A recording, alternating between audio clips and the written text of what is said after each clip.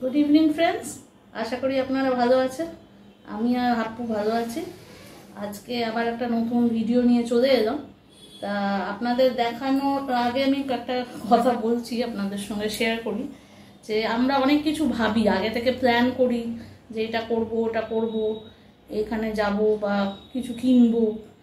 অনেক সময় প্ল্যানগুলো তো আগে থেকেই করে রাখি, কিন্তু জানি না যে ভাগ্যে কি আছে না আছে। তা আমার ক্ষেত্রেও এবারে সেরমই হয়েছে যে প্ল্যান আমি সবসময় আগে থেকে করে রাখতাম যে এটা কিনবো ওইটা কিনবো। পয়লা বৈশাখ আসছে, আর 24 এপ্রিল আমাদের বিবাহবার্ষিকী ছিল। বিবাহবার্ষিকী আসছে, পয়লা বৈশাখ আসছে। তা আগে থেকে আমি বেশিরভাগই অনলাইনেই কিনি, আপনারা জানেন। তা অনলাইনে আগে থেকে চুজ করে রাখতাম। তা ভাবতাম চুজ করে রাখি, তারপর যখন যেটা দরকার মানে যখন একটু প্রাইসটা একটু কম হবে তখন সেটা অর্ডার করে দেবো।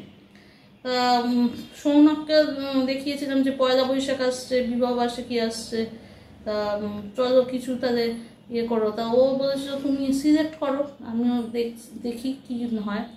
তা যেগুলো সিলেক্ট করেছিলাম সেগুলো তো সব এসে গেছে, কিন্তু যে মানুষটা দেখে সিলেক্ট করেছিল সেই আজকে নেই।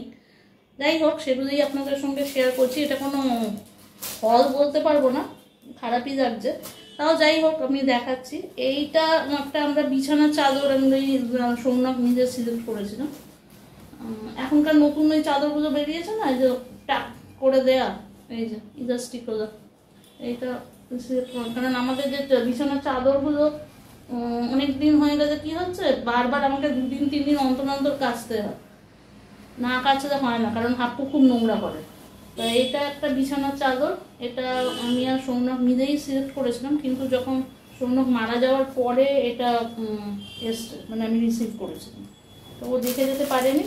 তার সঙ্গে দুখানা আছে বালিশের ওয়ার্ড, পিলো কভার যেটা বলে।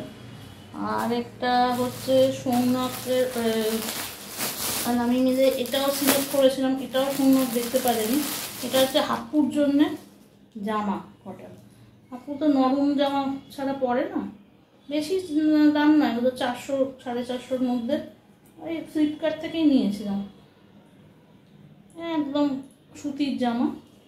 ও জামা বেশি দিন তো থাকে না, এটা ওটা নোংরা করে ছেড়ে টেড়ে, তাই জন্য বেশি দাম দিয়ে জামা ওই পুজোর সময় একবার কেনা হয়, আর ওর জন্মদিনে একটু ভালো জামা কেনা হয়। না হলে বেশি দামি জামা আমি কিনি না, কারণ ও খুব একটা ইয়ে করে না। এই যে এটা, আর 3খানা ও হাফপুরি 3টে প্যান্ট,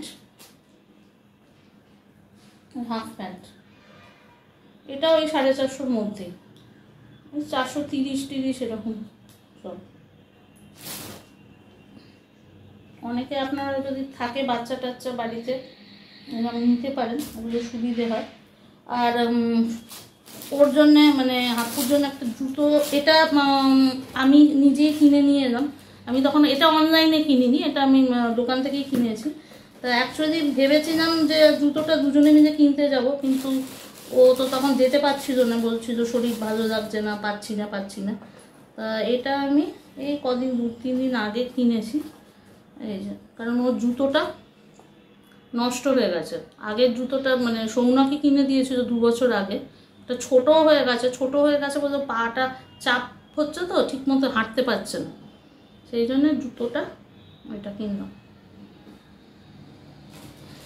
এটা ওই 850 টাকা দাম নিয়েছে। এটা দেওয়া আছে, রেলের মতো দেওয়া আছে।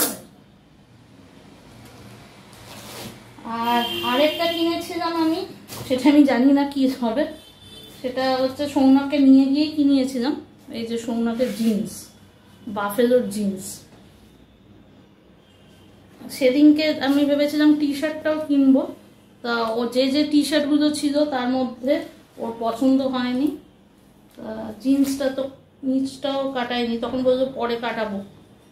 জিন্সটা রয়েই গেল একদম, এই দেখুন ট্যাগ মারাই রয়েছে। প্যান্টালুন্স থেকে কিনেছিলাম।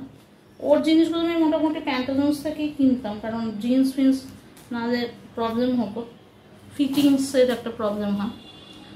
আর আমাকেও বলেছিল তুমি তাদের কি নেবে পয়লা বৈশাখে, তা আমি বলেছিলাম যে একটা শাড়ি নেবো, দেখছিলাম একটা দোকানে, আমাদের বাড়ির সামনেই একটা দোকান। তা বললাম ঠিক আছে, তা তুমি শাড়িটা হলো নে তাদের। আমি বললাম একটু দাম আছে, তা বললো কোনো অসুবিধা নেই, তুমি এখন কিছু টাকা দিয়ে দেছো, পরে দেও।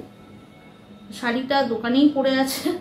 আমি ওই ভদ্রমহিলাকে গিয়ে বললাম, উনিও জানতেন যে মারা গেছেন, তা আমি বললাম এখন আমি শাড়িটা নেব না, পরেই আমি আজ টাকা দিয়ে নিয়ে আসবো। তা কী আর করা যাবে। যাই হোক, আপনারা কে কি ভাবছেন জানি না, তবে হাপ্পু আমি নতুন জামা কিছু পরছি না, এইটুকু বলছি। বিছানার চাদরটা লাগাতেই হবে, কারণ চাদরের অবস্থাগুলো খুবই খারাপ, ওটা তো লাগাতেই হবে। হাপ্পুকে আমি নতুন জামা তো পরাবো, কারণ হাপ্পুর জামাগুলো একদম হয়ে গেছে, কিছু জামা ছিঁড়ে গেছে, কিছু জামা ছোট হয়ে গেছে, আর এগুলো খুব নরম, একদম দেখুন নরম আছে, তাই এই জামাগুলোই পরাবো। এটা ছাড়া আর কি বলার আছে। ওর ইয়েটা কেনা হয়নি, কারণ সেদিনকে টি শার্ট ওর পছন্দ হয়নি, বললাম ও একটু সাদা রঙের টি শার্ট পছন্দ করতো, শোনো সাদা টি শার্ট ওর মনের মতো পাচ্ছিল না। সাদা টি শার্ট আবার কলার হবে, গোল গলার আবার ওর মতো না, পাইনি আর কি, তাই জন্য আর কেনা হয়নি। ভেবেছিলাম পরে যাব, তা আর তো যাওয়াও হবে না। ঠিক আছে, তা আজকের ব্লগটা এখানেই শেষ করলাম। আশা করি আপনারা ভালো থাকবেন। Okay, see you in the next blog.